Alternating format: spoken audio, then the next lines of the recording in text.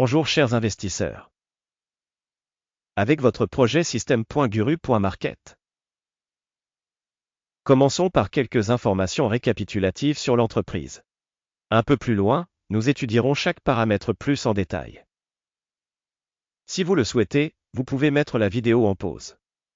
Nous suggérons d'examiner plus en détail tous les paramètres de l'organisation. Nous allons maintenant comparer avec vous les indicateurs clés de l'entreprise. Alnylam Pharmaceuticals, ticker ALNY. Cet avis a été créé en utilisant les informations actuelles en date du 6 juillet 2025. Par classification Guru Market Entreprise Alnylam Pharmaceuticals INC appartient à la sous-catégorie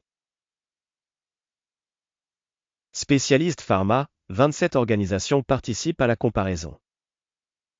Voir le tableau de commande à la fin de cette vidéo. Résultat global pour l'entreprise en question, moins 8 points sur 10.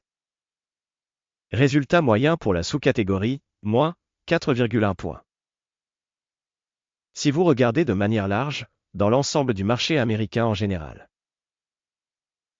À noter que la note moyenne pour l'ensemble du marché est de 1,8 points. Contre une note négative, 8 points Alnylam Pharmaceuticals.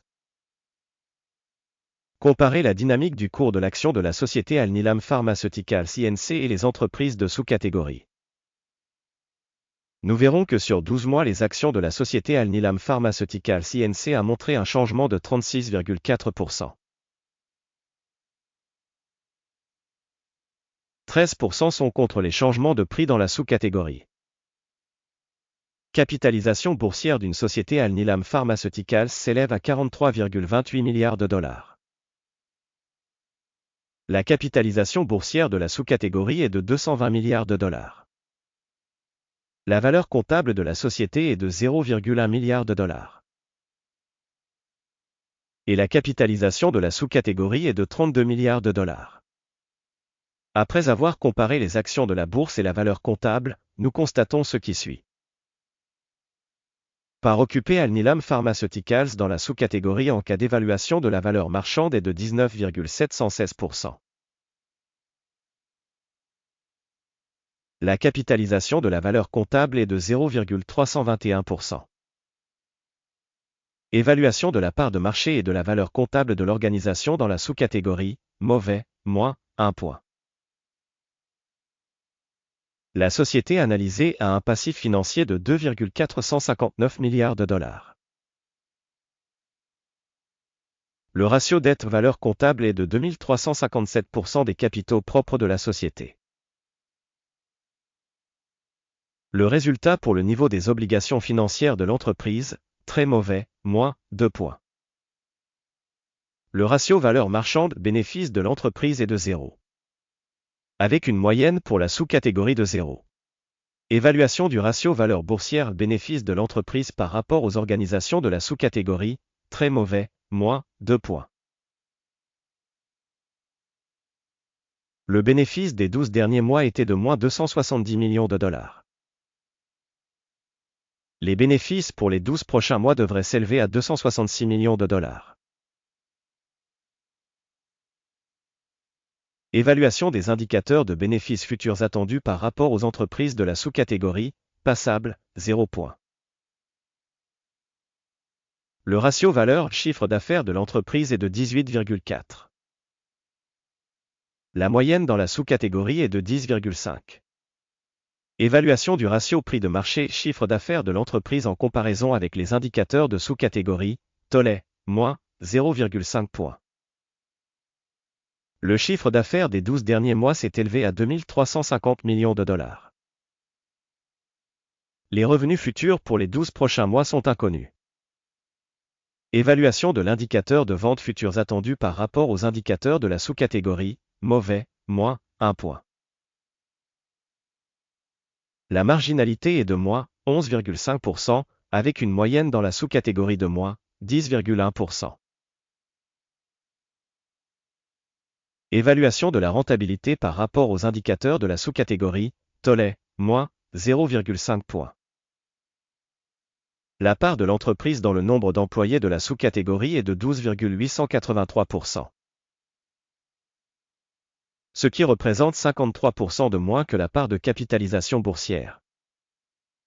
Le montant du capital de marché par employé de l'entreprise est égal à 19 407 000 $. Tandis que pour la sous-catégorie, il est de 12 682 milliers de dollars. Évaluation du capital de marché de l'entreprise par salarié par rapport aux indicateurs de la sous-catégorie, passable, 0 point. Le volume de profit par employé est de moins 120,9 000 $. Moyenne pour la sous-catégorie, moins 121,8 000 $. Évaluation du bénéfice de l'entreprise par employé en comparaison avec les indicateurs des entreprises de la sous-catégorie, Tollet, moins 0,5 points. La part du chiffre d'affaires par employé de l'entreprise est de 1053 000 $. Sous-catégorie, 1206 000 $. Évaluation du volume des ventes par employé par rapport aux indicateurs de la sous-catégorie, passable, moins 0,5 points. Le volume des transactions à court terme est de 2,7%, avec une moyenne pour la sous-catégorie de 3%. Indicateur RSI 14 montre un niveau de 70% pour l'entreprise Alnylam Pharmaceuticals Inc. Alors que pour la sous-catégorie, ce niveau est de 60%. La valeur réelle des actions de la société est d'environ 332 $. L'estimation consensuelle du prix des actions de la société est d'environ 331 $. Regardons le tableau des commandes, qui est à votre disposition, lien dans le commentaire épinglé. Le tableau des commandes contient absolument toutes les décisions publiquement acceptées du système d'information et de référence d'évaluation des stocks cette saison, Guru Market. L'accès au tableau des commandes est libre et gratuit, lien dans le commentaire épinglé. Sur la base des résultats de l'évaluation des valeurs mobilières Alnylam Pharmaceuticals. Système d'information et de référence d'évaluation Guru Market, la décision suivante est prise. Ouvrir la transaction à la vente au prix de 331,91 $ par action. L'ordre est ouvert car la société a une valorisation plutôt basse. L'organisation a été évaluée à l'aide de l'approche d'évaluation de l'indice d'Akim. Le take profit est fixé à 229,24. Le stop loss est fixé à 434,58. Au cas où l'ordre n'est pas clôturé par take profit ou stop loss. Puis l'ordre se clôture automatiquement à la fin de la séance du 5 août 2025. Ou le dernier jour ouvrable avant cette date. Téléscripteur, UTHR, sera l'ordre d'achat principal. La vidéo sur la commande principale a déjà été publiée sur cette chaîne. Lorsqu'un des ordres est clôturé, l'ordre de base ou d'équilibrage. Le deuxième ordre est clôturé au dernier prix. Merci à tous d'avoir regardé cette vidéo et d'avoir utilisé le système d'information et de référence de Guru Market.